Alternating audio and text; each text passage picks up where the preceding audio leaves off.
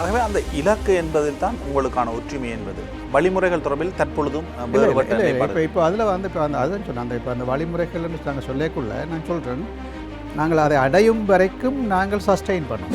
இன்றைக்கி தமிழ் தலைமையும் கொழும்பும் பேசி 13 கூட முழுமையாக நடைமுறைப்படுத்த முடியவில்லை என்கிற நிலைமை. அந்த அளவுக்கு சிங்கள பௌத்த இனவாதம் இறுக்கமாக இருக்கும். நீங்கள் அனைவரும் ஒன்றிணைந்திருக்கின்றீர்கள், வழிமுறை சார்ந்தும் ஒன்றிணைந்திருக்கின்றீர்களா? இல்லை, இந்த வழிமுறையில் இப்போ அதை நான் சொல்ல வரேன். இப்போ இந்த விஷயங்களில் வந்து உதாரணமாக எங்களுடைய அக்ரிமெண்ட்டில் மிக தெளிவாக சொல்லப்பட்ட விஷயம், 13வது திருத்தம் என்பது நிரந்தர தீர்வோ இறுதி தீர்வோ அல்ல என்பதுதான் இங்கே குறிப்பிட்டிருக்கிறது. அதனுடைய அர்த்தம் அது வேண்டாம் என்பது அல்ல, அது ஒரு ஆரம்ப புள்ளியாக ஏற்றுக்கொள்ள முடியும். ஆனால் 13ஆம் திருத்தம் என்பது ஆரம்ப புள்ளியாக கூட இல்லை என்று தமிழ் தேசிய மக்கள் முன்னணியினர் தற்பொழுதும் ஊடக செய்திகளை தெரிவிக்கின்றார்கள். இப்போ இதை கேட்டிங்கன்னு சொன்னால் இதுக்கான பதில் வந்து ஆக்சுவலாக அப்படி சொல்லக்கூடிய ஒரு அந்த புரிதல் குறைவாக இருக்கலாம், அல்லது அவர்கள் தான் சொல்ல வேண்டும். என்னென்னு சொன்னால் மிக தெளிவாகவே நாங்கள் அக்ரிமெண்ட்டில் போடப்பட்ட விஷயம் 13ஐ ஏற்றுக்கொள்ள முடியாத என்ற வார்த்தை அல்ல, 13ஐ நிரந்தர தீர்வாகவோ இறுதி தீர்வாகவோ நாங்கள் பார்க்கவில்லை. ஆகவே தமிழ் தேசிய மக்கள் முன்னணியும் ஆரம்ப தீர்வாக அதனை ஏற்றுக்கொண்டுதான் உங்களுடன் எக்ரிமெண்ட்டுக்கு வந்திருக்கின்றார்கள். இது ஆரம்ப தீர்வு என்று சொல்லக்கூடாது, ஆரம்ப புள்ளி. ஓகே, ஆனால் இதற்கு முன்னர் அதனை ஆரம்ப புள்ளியாகவோ 13ஐ தொடமாட்டோம் என்பதுதான் தமிழ் தேசிய மக்கள் முன்னணியுடைய மாற்றங்கள் மாற்ற முடியாதவை அரசியலில். ஆகவே ஆரம்ப புள்ளியாக தாங்கள் அதனை கருதி அந்த ஒப்பந்தம் எழுதவில்லை என்று கூறினால் அது காண்டிவன் கூறுவது பொய். அதை நீங்கள் தான் யோசிக்கணும், என்னென்னு சொன்னால் இன்டர்பிரேட் பண்ணணும். என்னென்னு சொன்னால் அவருடைய பார்த்து கொண்டிருக்கிற மக்கள் புரிந்து கொள்வார்கள். கடந்த களம் நிகழ்ச்சியில் அவர் அவ்வாறான ஒரு கருத்து அது வந்து ஆக்சுவலாக வந்து என்ன சொல்கிறது, இந்த 13 தொடர்பான அல்லது அது இந்த அக்ரிமெண்ட்டினுடைய இது தொடர்பான புரிதல் குறைபாடாக இருக்கலாம் என்ன பொறுத்த வரைக்கும். ஏனென்றால்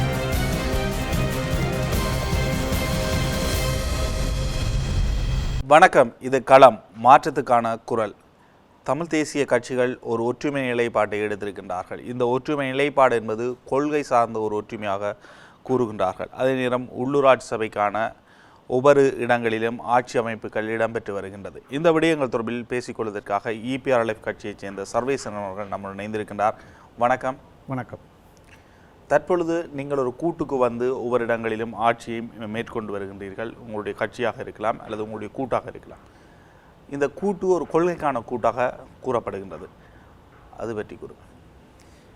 இல்லை, ரெண்டு விஷயங்கள் இருக்குது. ஒன்று, இந்த கொள்கை கூட்டு என்பதில் இந்த ஒரு கேள்வி ஒன்று இருக்குது. எலெக்ஷனுக்கு முன்னம் ஏன் ஒன்றும் வரையில்லை, எலெக்ஷனுக்கு பின்னம் தான் வந்திருக்குன்னு சொல்லியிருக்கு. பட் எங்களை பொறுத்த வரைக்கும் இந்த ஒற்றுமை பற்றிய விஷயத்தில் நாங்கள் ஆரம்பத்திலிருந்தே மிக தெளிவாகத்தான் இருந்திருக்கிறோம்.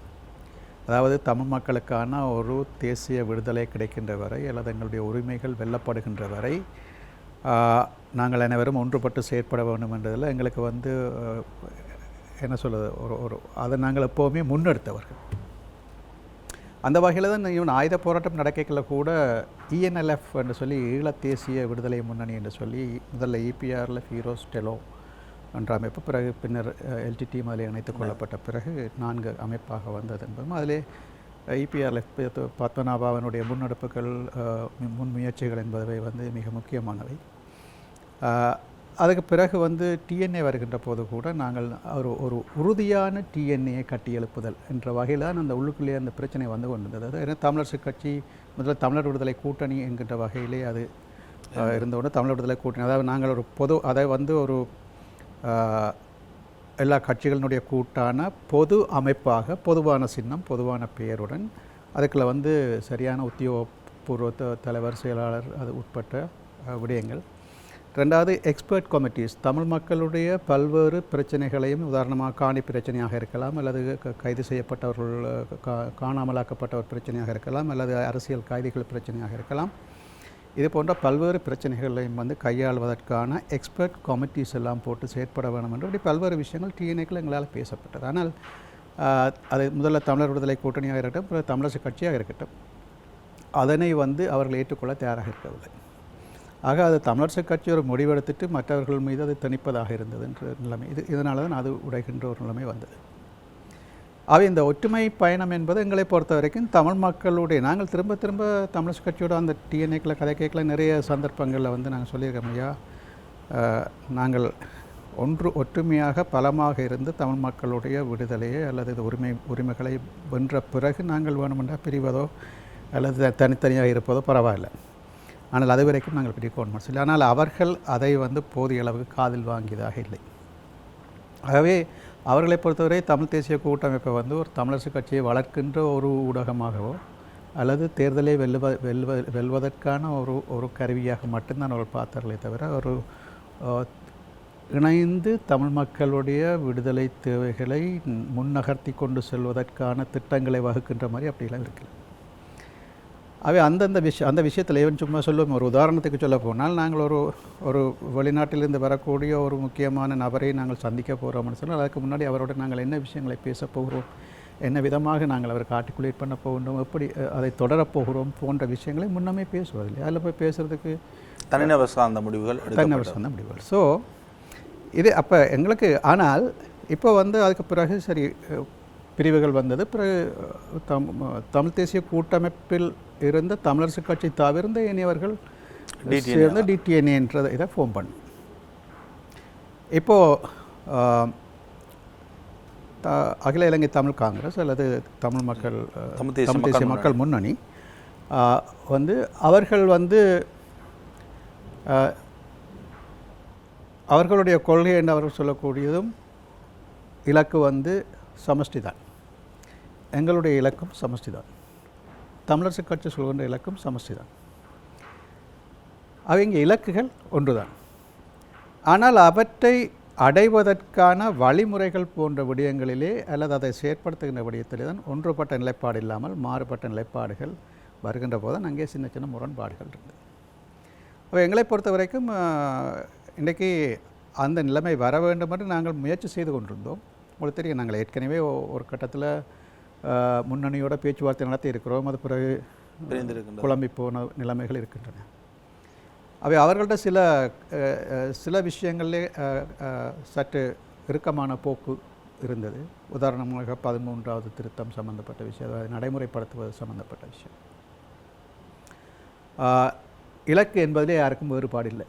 அவை எங்களை பொறுத்தவரை அந்த இலக்கை அடைவதென்பதற்கு எங்களுக்கு பல்வேறு வேலை திட்டங்கள் தேவைப்படுது. ஆகவே அந்த இலக்கு என்பதில் தான் உங்களுக்கான ஒற்றுமை என்பது. வழிமுறைகள் தொடர்பில் தற்பொழுதும் இப்போ அதில் வந்து இப்போ அதுதான் சொன்னேன். இப்போ அந்த வழிமுறைகள்னு நாங்கள் சொல்லக்குள்ள நான் சொல்கிறேன், நாங்கள் அதை அடையும் வரைக்கும் நாங்கள் சஸ்டெயின் பண்ணணும். நாங்கள் நிலைப்பேராக எங்களுடைய வடக்கு கிழக்கு மாகாணத்தினுடைய எங்களோட மக்கள் முதலாவது 2 விஷயம் இருக்குது. ஒன்று நிலங்கள் மட்டுமில்லை, நிலங்களும் எங்களுடைய அடையாளங்களும் பறிபோய் கொண்டிருக்கு. 2வது விஷயம், எங்களுடைய வடக்கு கிழக்கை விட்டு இளைஞர்கள் ஓடிக்கொண்டிருக்கிறார்கள். இந்த 2 விஷயத்தையும் நீங்கள் நிறுத்தி எங்களுடைய அதாவது தமிழ் தேசிய தலைமையினுடைய வழிகாட்டலில் இது இருந்தால்தான் நீங்கள் அந்த நகர்வு என்பது வெற்றிகரமாக நகரும். சமஷ்டி நோக்கிய நகர்வு என்பது வெற்றிகரமாக அமையும்.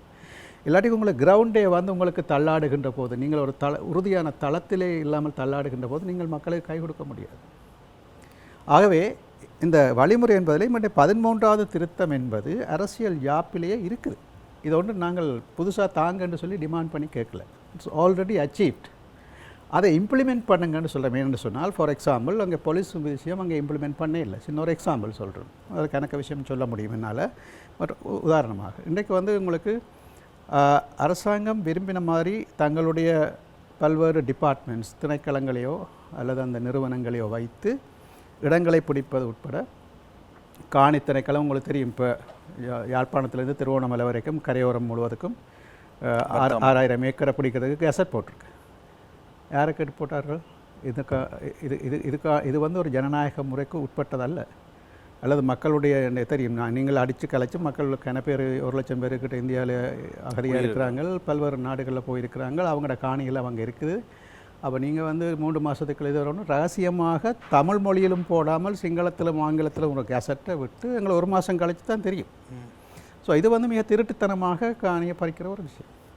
ஆகவே எங்களுக்குன்னு சொல்லி மாகாண போலீஸ் இருக்கின்ற போது அந்த மாகாணத்துக்குள் சட்டவிரோத செயற்பாடுகள் எதுவும் நடக்க முடியாமல் பாதுகாப்பதற்கான வழிமுறைகள் இருக்கும். அவை சிங்கள பௌத்த மேலாதிக்கத்தை வடக்கு கிழக்கிலே திணிப்பதை வந்து இப்போ செய்கிற மாதிரி செய்யலாது. அவை சட்ட பிரச்சனை இன்னைக்கு சட்டவிரோதமாகத்தான் 90 விதமான விஷயம் நடக்குது. ஆகவே இந்த மாகாண போலீஸ் அவர்கள் தர மறுக்கிறது காரணம் அதான். என்னென்னு சொன்னால் அவர்களுடைய திட்டம் என்பது வடக்கு கிழக்கை வந்து ஒரு கேக் வாக், எந்த ஒரு தடையும் இல்லாமல் சிங்கள பௌத்தமயமாக்குதல். அவை எங்களுக்கு மாநகரத்துக்கு உரிய அந்த அதிகாரங்களை கொடுத்து விட்டால் இப்போ செய்கிற மாதிரி இலகுவாக செய்ய முடியாது. அது கடுமையான சட்ட போராட்டங்களையும் கடுமையான சட்ட இதுகளையும் அது எதிர்நோக்கும். இப்போ புத்தபிக்கு வந்து இங்கே ரெக்கன ஒரு காணிங்க பிடிச்சி இதுக்குள்ளே நான் கட்ட போகிறேன்னு கட்டிடலாது.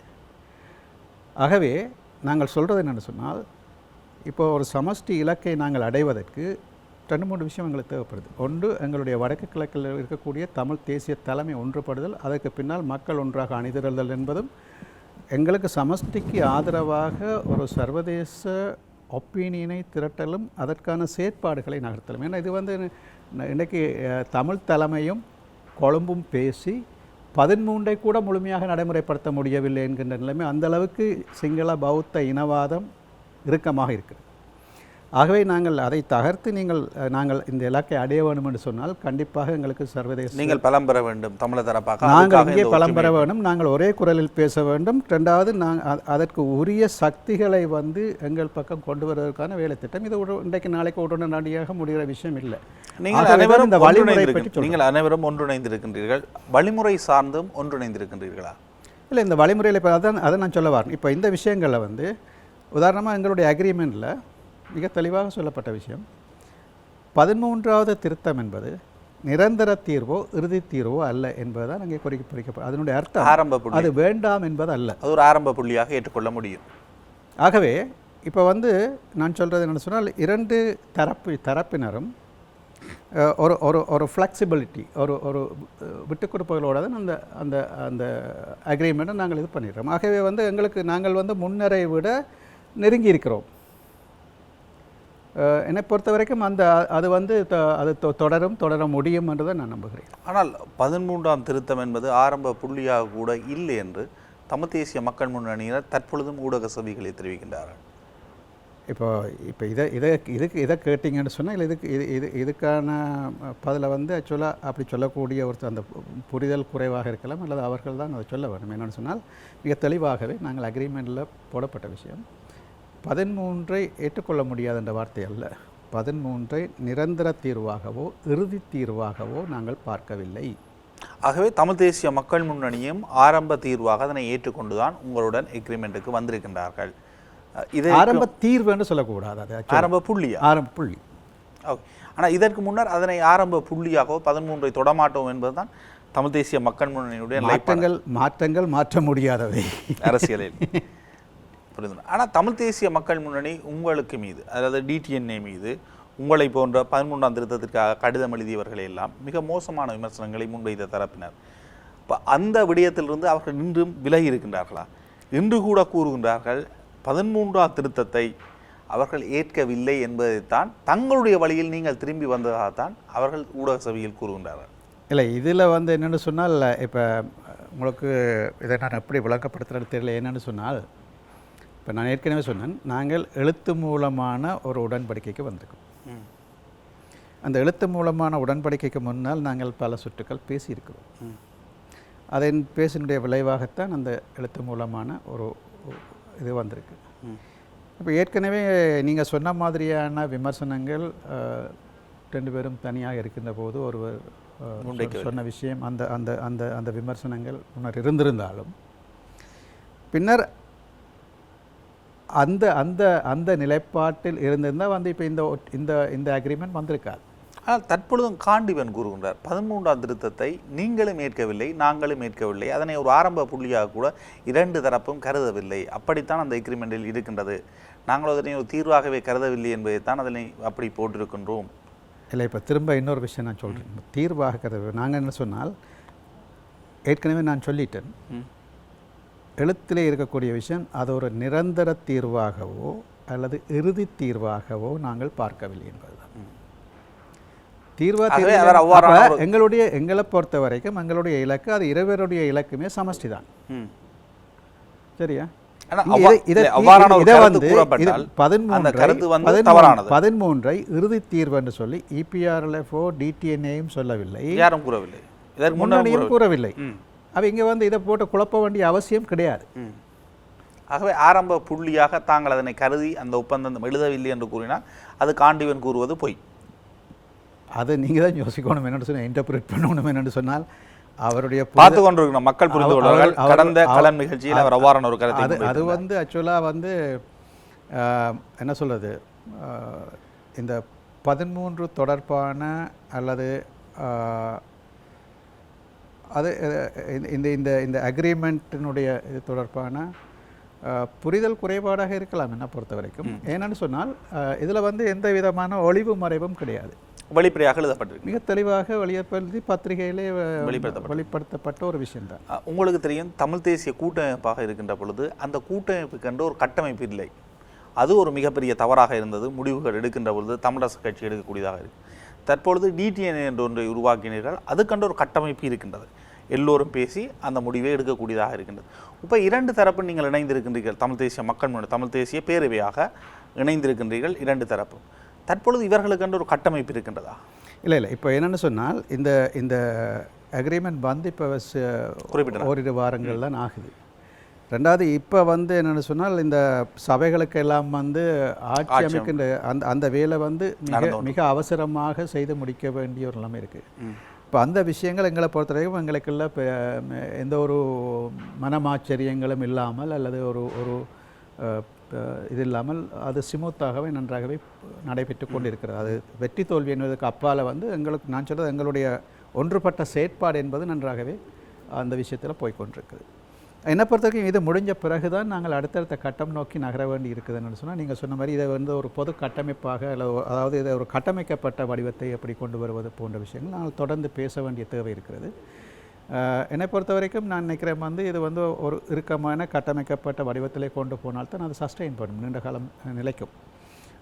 ஆகவே அது தொடர்பாக கண்டிப்பாக நாங்கள் பல ஒவ்வொரு சுற்றுக்களும் ஒவ்வொரு விஷயங்களை பற்றியும் பேச வேண்டியும் அதாவது நாங்கள் பிறகு ஒன்றுபட்ட வேலை திட்டங்களை உருவாக்கி செயற்படுத்துகின்ற ஒரு நிலைமையை நோக்கி நகர வேண்டும். அவை அதுக்கு முதல் மிக அடிப்படையான விஷயம் நீங்கள் சொன்ன ஒரு கட்டமைப்பு யாப்பு உருவாக்கி கொள்வீர்கள்.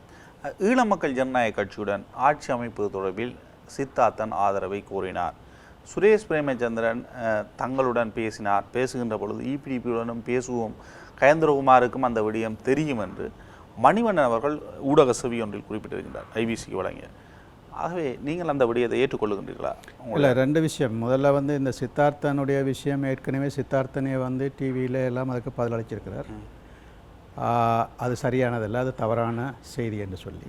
ரெண்டாவது விஷயம் அவர் அதிலேயே சொல்லியிருக்கிறார், இது அரசியல் ரீதியானதில்லை, நாங்கள் ஒரு தனிப்பட்ட நட்பு ரீதியாக நாங்கள் அடிக்கடி தான் பேசிக்கொண்டிருக்கிறோம். அவை இதுக்கு வந்து ஒரு அரசியல் சாயம் பூச முனைவது ஒரு விஷயம் இல்லை.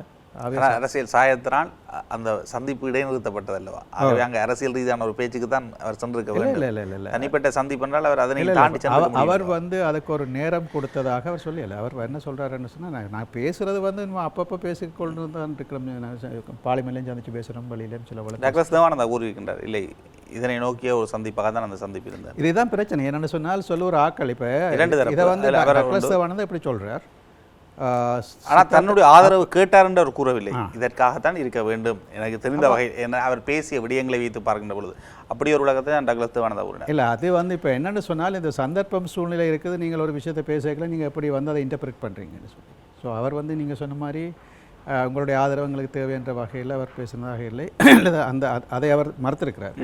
அது முதலாவது விஷயம். ரெண்டாவது விஷயம், நீங்கள் சொன்ன மணிவண்ணன் கூறிய விஷயம். இந்த விஷயத்தில் வந்து நல்லூரில் வந்து DTNAக்கு 3 சீட் தான் இருக்குது, மணிவண்ணனுக்கு 6 சீட், மான் சின்னத்துக்கு 6 சீட் இருக்குது. அவர்களை பொறுத்த வரைக்கும் ஆரம்பத்தில் வந்து தமிழரசு கட்சியினுடைய அறிக்கையை பார்த்துட்டு அவர் தமிழரசு கட்சி பெரும்பாலும் தங்களை இது பண்ணாது என்ற வகையில் அவர்கள் முதல்ல வந்து தாங்களாகவே ஒரு ஆஃபரை வந்து எங்களுக்கு கொடுத்தார்.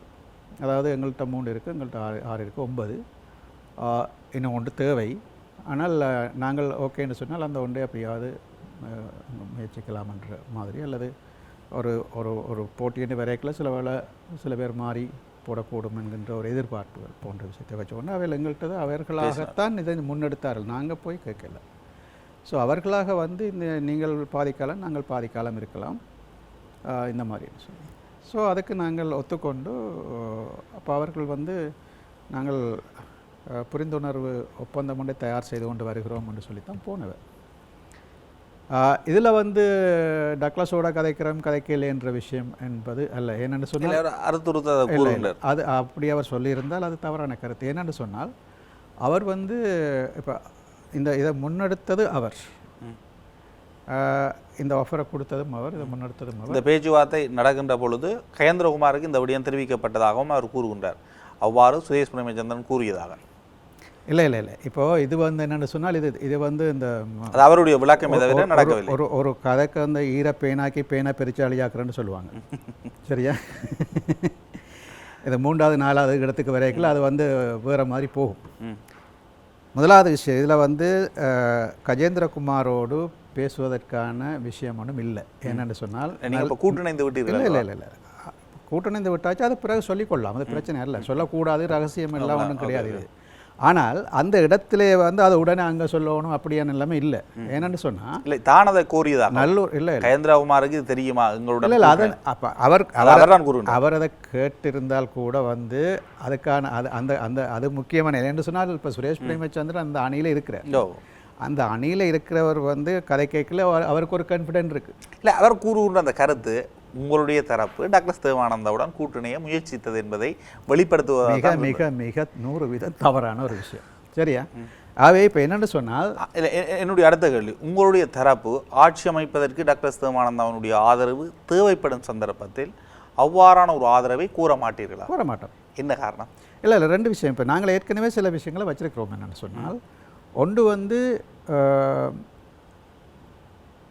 சிங்கள தேசிய கட்சிகள், அது யூஎன்பியாக இருக்கலாம், சஜித்தாக இருக்கலாம், என்பிபியாக இருக்கலாம், இவர்களை வந்து நாங்கள் ஆட்சிக்கு கூற மாட்டோம். ஏன்னா வடக்கு கிழக்கு எங்களை பொறுத்த வரைக்கும் ஏற்கனவே போய் கொண்டிருக்கிறது. ஆகவே வடக்கு கிழக்கில் தமிழ் தேசிய உணர்வை உருவாக்குவதற்கும் தமிழ் தேசியத்தினுடைய ஆட்சியை நிலைநாட்டுவதும் மிக முக்கியமான ஒரு அடிப்படையான தேவை இருக்குது. என்ன சொன்னால் இந்த தலைமை ஆட்டம் காணக்கூடிய நிலைமையை நாங்கள் போகிறதுக்கு நாங்கள் விடையில.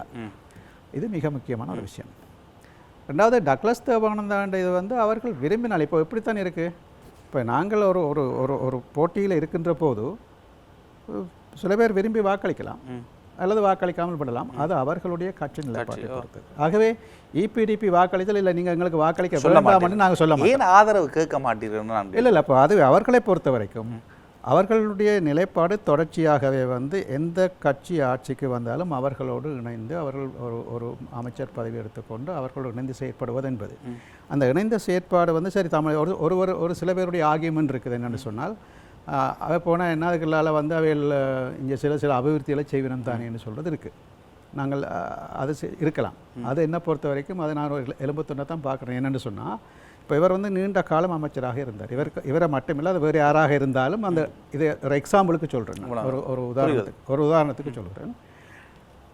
எத்தனையோ இஷ்யூஸ் வந்துச்சு, சும்மா சொல்லுவோமே, இந்த குருந்தூர் பிரச்சனையாக இருக்கலாம், அல்லது இந்த மயிலட்டி பிரச்சனையாக இருக்கலாம், அல்லது அதுக்கு முன்னர் வந்த பல்வேறு பிரச்சனையாக இருக்கலாம், அல்லது இந்த என்ன சொல்ல காணாமல் போனவர்கள் பிரச்சனையாக இருக்கலாம். இப்போ ஏராளமான நிறைய பிரச்சனைகள் இருக்குது. இந்த எந்த பிரச்சனையிலாவது அந்த அமைச்சில் பங்கு கொண்டது காரணத்தினால் அந்த செல்வாக்கை வைத்துக்கொண்டு அல்லது அந்த தகுதியை வைத்துக்கொண்டு ஏதாவது ஒரு பிரச்சனை தீர்வு காணப்பட்டதுன்னு கேட்டால் இல்லை. ஆகவே இது வந்து சில பேருக்கு 4 பேருக்கு வேலை எடுத்து கொடுக்கலாம், 4 பேருக்கு இது பண்ணலாம், சின்ன சின்ன இதில் பண்ணலாம், அதனூடாக ஒரு வாக்கு வங்கியை தக்க வச்சுக்கொள்ளலாம், அதனூடாக எலெக்ஷனில் எம்பி ஆகலாம் என்ற கட்டத்தில் அதுக்குத்தான் இது பயன்படுத்திய தவிர. ஆகவே இவர்கள் வந்து இங்கே வந்து சிங்கள பௌத்த மேலாதிக்க நடவடிக்கைகளை தடுத்து நிறுத்துவதற்கு இவர்களால் ஒரு அங்குலத்தை கூட நகர்த்த முடியலை. இப்போ எங்களால் முடியுமான்னு கேட்டிங்கன்னா நாங்கள் எதிரில் இருக்கிறோம். நீங்கள் என்ன சொல்கிறீங்க, இணக்க அரசியல்னு சொல்லிட்டு அதில் பங்கெடுக்கிறீங்க. அப்போ நீங்கள் தான் ப்ரூஃப் பண்ண வேணும். இல்லை, இது டக்ளஸ் தேவானந்தாக பொருந்துகின்றது உங்களுடைய நிலைப்பாட்டின் அடிப்படையில். எத்தனையாம் ஆண்டு வரைக்கும் டக்ளஸ் தேவானந்தா போன்று அல்லது அரசாங்கத்துடன் இணைந்திருந்தவர்கள் உங்களுக்கு ஆதரவு தர முடியாது? விளங்கல. எத்தனையாம் ஆண்டு வரைக்கும்? 2015ஆம் ஆண்டு தான் சந்திரகுமார் இபிடிபியிலிருந்து பிரிந்து வந்தார். அவர் தற்பொழுது உங்களுடைய கூட்டில் இருக்கின்றார். அவரும் அரசாங்கத்துடன் இணைந்து செயல்பட்ட ஒருவர் தான். எவ்வாறு அவர் உங்களுடன் இருக்கிறதை நீங்கள் ஏற்றுக்கொள்ளுகின்றீர்கள்? டக்ளஸ் தேவானந்தாவுக்கு மட்டும் எவ்வாறான நிலைப்பாட்டை எடுக்க? இல்லை இப்போ 2 விஷயம் இருக்குது. இப்போ என்னை பொறுத்த வரைக்கும் அவர் அப்போ இப்போ நான் சொன்ன இது இருக்குது, நாங்கள் அடுத்து இன்னும் பல விஷயங்களை பேசி எங்களுடைய அணிகளை வந்து பலப்படுத்த வேண்டிய தேவை இருக்குது. இப்போ இது வந்து ஒரு ப்ராசஸ் போய்கொண்டு, நீங்கள் சொன்ன மாதிரி அவர் வந்து ஆட்சியில் அதிகாரம் எடுக்கிற அந்த இடத்தை விட்டு அவர் வந்து கொஞ்சம் காலம் ஆயிட்டுது. வெள்ளவில்லை தேர்தலில் ஆட்சி அதிகாரத்தில் பங்கெடுக்கக்கூடிய நிலைமையில் சந்திரகுமார் வரவில்லை. வெள்ளையில் ஆனால் இப்போ வந்திருக்கிறார். இப்போ வந்திருக்கிறதுனால வந்து நான் உடனே நான் சொல்லலை. அப்போ அவர் வந்து அடுத்த கட்ட எங்களுடைய வேலை திட்டங்கள் இருக்குது. அந்த வேலை திட்டங்களே அல்லது எங்களுடைய கட்டமைப்பு வடிவங்கள் அல்லது அந்த வேலை திட்டங்களுக்குள்ள அவர் எந்த அளவுக்கு எங்களோட தொடர்ந்து பயணிப்பார்ன்றதில் வந்து அவர் ஏதாவது முரண் பண்ணினால்தான் அது பிரச்சனையாகும். டக்ளஸ் தேவானந்தா தற்பொழுது அமைச்சராக இல்லை, அவருடைய கடந்த காலத்தை தான் நீங்கள் அவருக்கு பார்க்கின்றீர்கள். அதே போன்று சந்திரகுமாருக்கும் கடந்த காலம் ஒன்று இருக்கின்றது அல்லவா, அதை நீங்கள் பார்க்கவில்லை. இரண்டு தரப்பையும் என்ன அடிப்படையில் வேறுபடுத்துகிறீர்கள்? கடந்த 10 வருடம், கடந்த 5 வருடம் அவ்வாறான ஒரு இல்லை இப்போ 5 வருஷம் 10 வருஷம் என்பது அல்ல. ஆக்சுவலாக இப்போ டக்ளஸ் தேவானந்தா வந்து இப்போ சின்ன ஒரு உதாரணம் சொல்கிறேன். மத்தியில் கூட்டாட்சி, மாநிலத்தில் சுயாட்சி என்பது அவர்களுடைய ஒரு அது வந்து ஒரு அந்த நிலப்பாடு ஒன்று அப்பப்போ சொல்லிக் கொடுத்துருக்கு. சரியா? இதை நோக்கி ஏதாவது ஒரு வேலை திட்டம், ஏதாவது ஒரு துரும்பு, நீங்கள் குறைஞ்சபட்சம் அமைச்சராக இருக்கின்ற போது அமைச்சரவையில் வந்து சரி அதை நோக்கி ஏதாவது ஒரு விஷயம் நகர்த்தப்படக்கிட்ட இல்லை. அவர் கூட 13ஆம் திருத்தத்தை இல்லாமல் செய்கின்ற பொழுது 55 நாடாளுமன்ற ஆளுங்கட்சி உறுப்பினருடைய ஆதரவை பெற்றிருந்தேன். குறிப்பாக ரவுஃப் ஹக்கீமுடைய ஆதரவை எல்லாத்தையும் பெற்று சென்ற 13ஆம் திருத்தத்தை இல்லாமல் ஆக்குவதற்கு மஹிந்த ராஜபக்ஷ ஒரு முயற்சி எடுத்ததாக, அதற்கு எதிராக தான் செயற்பட்டதாகவும். 13வது திருத்தம் என்பது இந்தியாவினால் தான் இன்றைக்கும் நிலைத்துக் கொண்டிருக்கிறது, டக்ளஸ் தேவானந்தாவினால் அல்ல. அவர் கூறுகின்றார் அவ்வாறான ஒரு அவர் கணக்க சொல்றார், அவர் கணக்க கிளைம் பண்றார். ஆரோ செய்ததுக்கெல்லாம் அவர் இனிஷியல் போட்டு கொண்டிருக்கிறார். அதுக்கு நான் பதில் சொல்ல முடியாது. என்ன சொன்னால் அது நீங்கள் அவரை ஒரு தரப்பாக பார்க்கின்ற பொழுது ஒரு வித்தியாசமான நிலைப்பாட்டை எடுக்கின்றீர்கள். இல்லை அவர் வந்து சந்திரகுமாரை இணைத்துக் நான் என்ன சொல்ல தமிழரசு கட்சி கிளிநொச்சி இல்லை நான் சொல்ல வர பாயிண்ட் என்னன்னு சொன்னால், அவர் வந்து தெளிவாக இந்த இந்த இந்த கொள்கைக்காக செயற்பட்டு கொண்டு எங்களோடு இணைந்தாலும் சரி, சிலவள் அவர் தனியாக இருந்தாலும் சரி, அவர் அதுக்காகத்தான் செயற்படுகிறார்னு சொன்னால் இணைந்து போகிறதுக்கான வழிமுறை இருக்கும். ஆனால் அவர்களை பொறுத்தவரைக்கும் அப்படி இல்லை. இன்னொரு சின்ன ஒரு உதாரணம் சொல்கிறேன். அவருக்கு கணக்கு என்ன சொல்லி இந்த 1000 பாடசாலை திட்டம்னு சொல்லி இருந்தது. இந்த மே 1ஆம் தேதின்னு நினைக்கிறேன் அவர்கள் வந்து ஒரு ப்ரெஸ் கான்ஃபரன்ஸ் வச்சுருந்துச்சு. இந்த உங்களுக்கு தெரியுமோ தெரியும், இந்த தேசிய பாடசாலை பிரச்சனை என்பது உங்களுக்கு தெரியுமா தெரியாது. அப்போ இதில் என்னென்னு சொன்னால், ஏற்கனவே இந்த வடக்கு மாகாண சபை உருவாவதற்கு முன்னர் இந்த யுத்த காலங்களில் 13ஆவது திருத்தத்தில் என்ன இருக்குன்னு சொன்னால், ஸ்பெஷலைஸ் ஸ்கூல்ஸ், அதாவது visually handicapped, verbally handicapped, hearing handicapped, இவர்களுக்குரிய பாடசாலைகள், மற்றது முப்படையினருடைய பிள்ளைகளுக்கான ஸ்பெஷல் பாடசாலைகள் தவிர்ந்த ஏனைய பாடசாலைகள் மாகாணத்துக்குரியவை என்பதுதான் 13ஆவது திருத்தத்தில் இருக்குது. ஆனால் அந்த 13ஆவது திருத்தம் என்பது உங்களுக்கு தெரியும், அது அரசியல் யாப்பினுடைய ஒரு பார்ட். அரசியல் யாப் என்பது supreme law of the country. அவே ஜனாதிபதி கூட அரசியல் யாப்பை மீறி செயற்பட முடியாது. அப்படி இருக்க கேபினட் பேப்பருக்கு ஊடாகவோ அல்லது பல்வேறு நடைமுறைகள் ஊடாக ஏற்கனவே வந்து கிட்டத்தட்ட 350 பள்ளிக்கூடங்கள் இந்த யுத்த காலத்திலே வந்து இலங்கை முழுவதும் தேசிய பாடசாலை என்ற பெயரால் எடுக்கப்பட்டது. அதில் வடக்கில் வந்து 20 பாடசாலைகள் எடுக்கப்பட்டது. இந்த 2013 18ஆம் ஆண்டு வரைக்கும் மாகாண சபை இருக்கின்ற போது கொழும்பில் இருந்த ஆட்சி இந்த தேசிய பாடசாலை என்பது ஒரு பிள்ளையான கன்செப்ட் என்ற அடிப்படையில் அதுக்கான ஒரு பாலிசி பேப்பர் எழுதி அவர்கள் வந்து nearest school is the best school என்று சொல்லி ஒரு திட்டத்தை கொண்டு வந்தார். இப்போது அது மாகாண சபை ஆட்சி முடிஞ்ச பிறகு திரும்பி வந்து 1000 பாடசாலைகளை நாங்கள் தேசிய பாடசாலைகள் ஆக்க போகிறோம்னு சொல்லி டலஸ் ஏற்பாடு ஆரம்பித்து பிறகு ஜிஎல் பீரிஸ் தொடங்கி அப்படியே பல பேர் அதை சொல்லி செய்து கொண்டு வந்தார்கள். அவை நாங்கள் அதுக்கு எதிராக 2022ஆம் ஆண்டு நான் வந்து கேஸ் 2022 வழக்கு தாக்கல் செய்தது என்னுடைய. அந்த வழக்கு தாக்கல் செய்ததிலிருந்து அதற்கான ப்ரோசஸ் எல்லாம் நிறுத்தப்பட்டு விட்டது.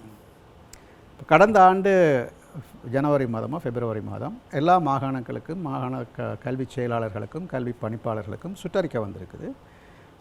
தேசிய பாடசாலைகள் என்று சொல்லி அதாவது 1000 பாடசாலை திட்டத்தின் கீழ் என்று சொல்கிறது வந்து மேலதிகமாக இணைக்கப்பட்ட 650 பாடசாலைகள் இலங்கை முழுக்க. அது ஏற்கனவே கிட்டத்தட்ட ஒரு 350 இருக்குது. அது இதில் வராது. இந்த 2வது செக்ஷன் இந்த பாடசாலைகளினுடைய தேசிய பாடசாலை போர்டு எல்லாத்தையும் அகற்றுமாறும் அந்த பிரின்சிபல் மேர் அந்த லெட்டர் பேடோ, அதாவது தேசிய பாடசாலை லெட்டர் பேடோ ரப்பர் ஸ்டாம்போ யூஸ் பண்ணக்கூடாதுன்னு சொல்லியும் இந்த சுற்றறிக்கை வந்திருக்கு. இது எல்லாமேக்கு காரணம் வந்து நாம் போட்ட கேஸ்.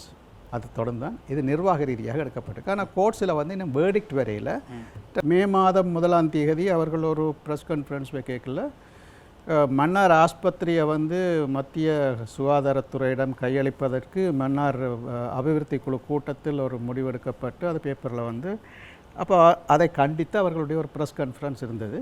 இது வந்து மாகாணத்துக்கு வழங்கப்பட்ட அதிகாரம் மத்தியிட்ட கொடுக்கறது பிழையான விஷயம். அதை சொல்லுகின்ற போது நாங்கள் ஏற்கனவே இந்த மாதிரி 1000 பாடசாலை திட்டத்தின் கீழ் எடுக்கப்பட்ட விஷயத்தை நாங்கள் இணக்கப்பாட்டு இதில் இருந்து நாங்கள் அரசாங்கத்தோடு பேசி நாங்கள் தான் நிப்பாட்டினாங்கள் என்ற மாதிரியான ஒரு சைக்கிள் கேப்பில் ஒரு பிளேன் விட்ட ஒரு விஷயம் ஒன்று இருந்துச்சு. என்னென்னு சொன்னால் அந்த கேஸில் 16 பிரதிவாதிகளில் டக்ளஸ் தேவானந்தாவும் இருக்கிறார், திலீபனும் இருக்கிறார். இவர்களும் இங்கே தேசிய பாடசாலைக்கு இந்த பாடசாலைகளை கொடுங்கள்னு சொல்ல ரெக்கமெண்டேஷன் போட்டு இவர்களுடைய மீட்டிங் நடந்த ஆவணங்கள் எல்லாம் ஆதாரங்கள் எல்லாம் இணைக்கப்பட்டு தான் கேஸ் வழக்கு. ஆகவே அதை செய்து போட்டு வந்து அப்படி ஒன்று இருக்குது. இது வந்து எதுக்கு சொன்னான்னு சொன்னால் நீங்கள் சொன்ன 13ஆம் திருத்தத்தில் அவர் கூறிய கருத்துக்கு.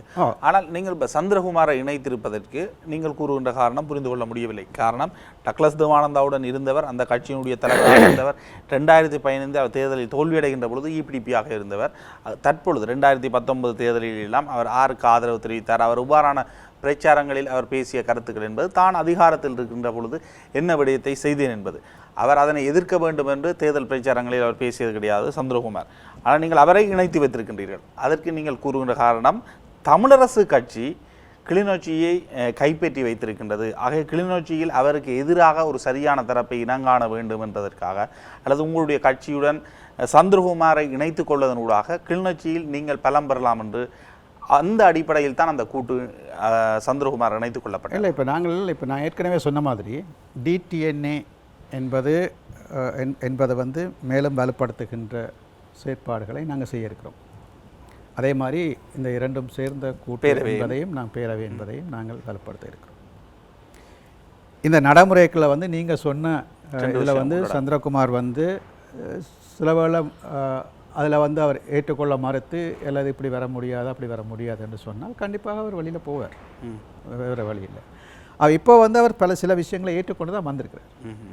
அந்த இதில் வந்து மற்ற அடுத்தடுத்த கட்டங்கள்லேயும் அவர் எங்களோட சேர்ந்து தான் செயற்பட போகிறார். நாங்கள் சேர்ந்து தான் முடிவெடுக்க போகிறோம். அப்படி அந்த முடிவில் வந்து அவர் சில வேளை முரண்பட்டு, சில வேளை முக்கியமான விஷயங்கள் அவர் முரண்பட்டு, இப்போ சின்ன சின்ன வேறுபாடுகள் வரும், எல்லாம் பேசி தீர்த்து கொள்ளலாம்.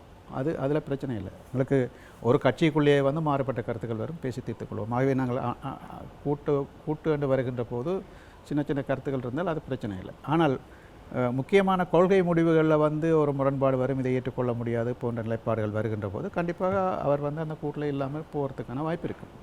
ஆகவே நான் இப்போ சொல்ல வர்ற விஷயம் என்னென்னு சொன்னால் இந்த அணிகளினுடைய இதென்பது நாங்கள் ஒரு வேலை திட்டத்தை செயற்திட்டத்தை நோக்கி கொண்டு போகிற ஐடியாவில் நாங்கள் செய்கிறோம். ஆகவே அதுக்கு வந்து யாராவது தடையாக இருப்பார் அல்லது அவரால் முடியவில்லைன்னு சொன்னால் அவர் விலகி கொள்வார். தற்பொழுது அரசாங்கம் அன்ரோ குமாரசிங்கனுடைய அரசாங்கம் என்பது ஒரு நீடித்த நிலைத்த தன்மையை கொண்ட அரசாங்கமாக இருக்கின்றதா? இவர்களிடமிருந்து தமிழ் மக்கள் தங்களுடைய தீர்வுகளை எதிர்பார்க்க முடியுமா? அல்லாத விஷயம், அவர்கள் வந்து ஸ்திரமாக இருக்கிறார்கள். ஆட்சி வந்து ஸ்திரமாக இருக்கிறது. காரணம், ஜனாதிபதி 3/2க்கு மேற்பட்ட பெரும்பான்மை பார்லிமெண்ட்டில் இருக்குது. உள்ளூராட்சியிலும் வந்து கிட்டத்தட்ட ஒரு பாதி உள்ளூராட்சிக்கு மேற்பட்டது அவர்களுடைய வசம் இருக்கிறது. ஏனையவற்றிலே வந்து ஏதோ ஒரு அலையன்ஸ்லேயோ எண்ணத்திலே அவர்கள் இருக்கிறார். அது இன்னும் சொல்ல போனால் உள்ளூராட்சியிலே வந்து உள்ளூராட்சி என்பது மிக அடிப்படையான ஒரு கட்டமைப்பிலிருந்து மேல் வரைக்கும். ஆகவே கிராம மட்டத்திலிருந்து மேலுக்கு வரைக்கும் அவர்கள் மிக உறுதியாகவே இருக்கிறார்கள். ஆகவே அவர்களை வந்து இப்போது அசைப்பது இலகுவானதல்ல. 2வது விஷயம், இந்த வெற்றிக்கு பின்னால் இருக்கக்கூடிய இன்னொரு விஷயம், முக்கியமான விஷயம் என்னென்னு சொன்னால், தென்னிலங்கையிலும் சரி வடக்கு கிழக்கிலும் சரி எதிர்க்கட்சிகள் ஃப்ராக்மெண்டட், சிதறி போயிருப்பது. அது ஒரு பெரிய ஒரு செட்பேக். அது வந்து அவர்களுக்கு பலமாக இருக்குது. என்னை பொறுத்த வரைக்கும் அடுத்த சில ஆண்டுகளுக்கு அது பலமாக தான் இருக்கும். இன்னும் வந்து அந்த அந்த அந்த ஒற்றுமைக்கான நிலை வரவில்லை. அதாவது வலுவான ஒற்றுமைக்கான தென்னிலங்கையில் ஏற்படவில்லை. தென்னிலங்கையில் அதுக்கான சிக்னல்ஸ் வந்து தெரியலை. ஆகவே வந்து அவர்கள் பலமாக இருப்பார்கள். ஆனால் அவர்கள் தமிழ் மக்களுக்கு எப்படி இருப்பார்கள்னு கேட்டிங்கன்னு சொன்னால், அவர்கள் உங்களுக்கு தெரியும், அவர்கள் மிக வேகன்னு சொன்னால் ஒரு வறுமைத்தனமான வார்த்தைகளை தான் நம்ம யூஸ் பண்ணி கொண்டிருக்கணும். நாங்கள் வந்து இனவாதம் மதவாதத்தை எங்களுடைய ஆட்சி ஏற்றுக்கொள்ளாது. அவர்கள் இனவாதம் செய்து கொண்டே தான் இருக்கிறார்கள், மதவாதம் செய்து கொண்டே தான் இருக்கிறார்கள். அந்த வேலை திட்டங்கள் நடைபெற்று கொண்டே இருக்கின்றன. அவற்றை நிறுத்த அவர்கள் தயாராக இல்லை. ஆனால் இது அவர்களுடைய வாக்குறுதி. இன்றைக்கு வந்து பிரைவேட் காணி, ஒரு தனிநபருடைய காணிக்குள்ள வந்து இராணுவம் ஆக்கிரமித்து ஒரு கோவிலை கட்டி வச்சிருக்கு. இது மிக சாதாரணமாக எல்லாருக்கும் தெரியும். ஒரு ஆள் இந்த காணிக்கை இன்னொரு ஆள் போய் ஒன்றும் செய்யக்கூடாது. மிக அடிப்படையான சட்டம். இதை வந்து உன்னால் வந்து நிறுத்தி இது வந்து தனியாற்ற காணிக்கலை நீங்கள் முப்படை தளபதி, ஜனாதிபதி வந்து முப்படை தளபதி, சரியா? அவர்கிட்ட தான் ஆட்சி இருக்குது, அவர்கிட்ட தான் இராணுவம் இருக்குது. இராணுவம் வந்து மக்களுடைய காணியை பாதுகாத்து அவரிடம் கையளிப்பதற்கு பதிலாக அதனை ஆக்கிரமித்து அதற்குள்ளே ஒரு கோவிலை கட்டியிருக்குன்னு சொன்னால், இராணுவத்துக்கு உத்தரவிட்டு அதை வந்து அகற்றி அந்த காணியை வந்து சம்பந்தப்பட்ட அவருடைய இதில் கொடுக்க வேண்டும் என்று சொல்லியிருந்தால், இவர்கள் வந்து நாங்கள் மதவாதத்திற்கு எதிரானவர்கள் என்று சொன்னதில் ஒரு அர்த்தம் இருக்கும். சரியா? அதே மாதிரி எங்களை வந்து இருக்கக்கூடிய சிங்கள குடியேற்றம், மீனவர்கள் வந்து ஆக்கிரமிக்கிறது போன்ற எல்லா விஷயங்களையுமே அவர்கள் எல்லாத்துக்குமே வந்து இன்னும் அதே க்ரீன் சிக்னல், அதே விஷயம்தான் தொடர்ந்து கொண்டிருக்கு. அதாவது இந்த அஜெண்டாவில் எந்த ஒரு மாற்றமும் இல்லை. முன்னே அரசாங்கங்கள் எப்படி வந்து இதை கண்டிச்சோ அதே மாதிரி தான் இதுவும் கையாளப்படுது. முன்னே ஆட்சியும் வந்து ஒரு சில காணித்துண்டுகளை விட்டதோ ஒரு சில ஒழுங்குகளை விட்டது இருக்குது. இவர்களும் அதை மாதிரி விட்டப்பட ஒரு கலர் காட்சி நம்பக்கூடிய மாற்றம் ஏற்படவில்லை. இல்லை. இரண்டாவது விஷயம், அவர்களால் இதை செய்ய முடியாதுன்னு சொன்னால், எலெக்ஷனுக்கு முன்னம் இந்த கேம்பெயின்லேயே வந்து ஜனாதிபதி தேர்தலுக்கு முன்னதாக பௌத்தத்திலே நாங்கள் கை வைக்க மாட்டோம், இராணுவத்தை நாங்கள் காட்டி கொடுக்க மாட்டோம் என்ற வார்த்தைகள் எல்லாம் அவர் முதலே சொல்லிட்டார். ஆகவே ஐநா சபையில் வந்து வரக்கூடிய தீர்மானத்தை அவர் எப்படி பழைய ஆட்சிகள் வந்து எப்படி எதிர்த்தோ அதே மாதிரி தான் எதிர்ப்பார். அது முதலே சொல்லிட்டார். பௌத்தத்தில் வந்து பௌத்தம் அரசாங்கம் முதலிடம்னு சொன்னால் கூட இன்றைக்கி பௌத்தம் வந்து சரி, நீ உன்னை முதலிடம் கொடு, வடக்கு கிழக்கில் வந்து பௌத்தம் 4வது அப்படின்னா சரி, வடக்கு கிழக்கு தவிர்ந்த ஏனைய இடங்கள் என்ன வேணுமென்று சொன்னால் நீங்கள் சொல்லலாம். அப்போ நான் மதவாதத்தை நான் இது பண்ணுறேன்னு சொன்னால், இங்கே ப்ரைவேட் லேண்டுக்குள்ள இங்கே வந்து கோர்ட்ஸ் 2 தடவை தடை உத்தரவு போட்ட பிறகு, இங்கே இந்த இதுக்குள்ள எந்த ஒரு கட்டுமானங்களும் வரக்கூடாதுன்னு 2 தடவை உத்தரவு போட்ட பிறகு கோர்ட் உத்தரவை மீறி கட்டப்பட்டதான் குருந்தூர். நீதவானை கூட நாட்டை விட்டு விரட்டுற அளவுக்கு தான் அது நடந்திருக்கு. ஆகவே நீங்கள் ஒரு நல்லாட்சி, நீங்கள் சொல்லுங்கள் பழைய ஆட்சியெல்லாம் ஊழல் பிடிச்ச ஆட்சி, பொய் ஆட்சி, முறைகேடான ஆட்சி. நீங்கள் நல்லாட்சியாக இருந்தால் கோர்ட் உத்தரவை நடைமுறைப்படுத்த வேண்டும். நீதிமன்றத்துக்கு வந்து சுயாதீனம் இருக்குது, நாங்கள் அதில் தலையிட மாட்டோம் என்று அடிக்கடி சொல்லுகிறீர்கள். ஆகவே அந்த நீதிமன்ற தீர்ப்பை நீங்கள் நடைமுறைப்படுத்துவதாக இருந்தால் குருந்தூரை வந்து நீங்கள் அகற்ற வேண்டும். அகற்றி அதை வந்து முழுமையாக அது வந்து ஒரு அகழ்வாய்வுக்குரிய இடமாக அந்த அகழ்வாய்ந்து எடுக்கப்பட்ட விஷயங்களை வந்து நீங்கள் அதற்குரிய காலகட்டங்கள், அதற்குரிய விளக்கங்களை போட்டு அதை இப்போ மக்களுக்கு பொதுவாக தெரியும் மாதிரி பாதுகாக்க வேண்டும். அதுதான் அதுக்கு ஒரு தொல்லியல் திணைக்களத்தினுடைய வேலையை தவிர, ஒரு இடத்துல போய் சிதி போட்டு அதில் இரவோடு இரவாக கொண்டு புத்தர் சாமியை வச்சுட்டு அதுக்கு வந்து இராணுவ காவலை போட்டு இராணுவம் சேர்ந்து கட்டுவது என்பது இது வந்து ஆக்கிரமிப்பு. இது வந்து வெறும் ஒரு மதவரி மட்டுமல்ல, அது ஒரு சர்வாதிகாரத்தனமான மதவரி. ஸோ என்னை பொறுத்த வரைக்கும் இந்த தையிட்டி நடவடிக்கையாக இருக்கலாம், அல்லது குருந்தூராக இருக்கலாம், இல்லாட்டிக்கு திருவோணமலையில் வந்து 16க்கும் மேற்பட்ட சிங்களவர்களே இல்லாத இடங்கள் எழுப்பப்படுகின்றதாக இருக்கலாம், அல்லது இன்றைக்கு நீங்கள் தென்னை வங்காளம், மட்டக்களப்பு பல்வேறு இடங்களையும் பண்ணுறதாக இருக்கலாம். இதெல்லாமே வந்து ஒரு பௌத்த தலிபானிசத்தை தான் வெளிப்படுத்துகிறே தவிர, I am not jogging, seriously. இதை மிக சர்வாதிகாரமாக ஆக்ரோஷமாக இராணுவம், இங்கே இந்த நாட்டுக்கு உண்மையாக இராணுவம் தேவையில்லை. இது வந்து சுற்றி வர தண்ணி, கடல். இந்த நாட்டுக்கு பக்கத்தில் வந்து இந்த நாட்டுக்கு எதிரி நாடு, இங்கே படையெடுக்க போகிற நாடு எதுவும் கிடையாது. இங்கே தேசிய பாதுகாப்புக்கு எந்த விதமான நெருக்கடியும் கிடையாது. இந்த தேசிய பாதுகாப்புக்கு நெருக்கடின்னு சொன்னால் எங்களுக்கு நல்லாட்சி நடத்த முடியாது. ஆகவே நல்லாட்சி நடத்தாத பட்சத்திலே மக்கள் கிளர்ந்தெழுவார்கள். மக்கள் கிளர்ந்திருந்தால் அடக்கிறதுக்குத்தான் ஆமி. அதுதான் இந்த தேசிய இதுக்கான என்று சொல்லப்படுது. இப்போது உண்மையை சொல்லப்போனால் இங்கே ஒரு நல்லாட்சி நடப்பதை உங்களால் உறுதி செய்ய முடியும் என்று சொன்னால், இலங்கை தீவுக்கு இராணுவம் தேவையில்லை, நேவி போதும். சரியா?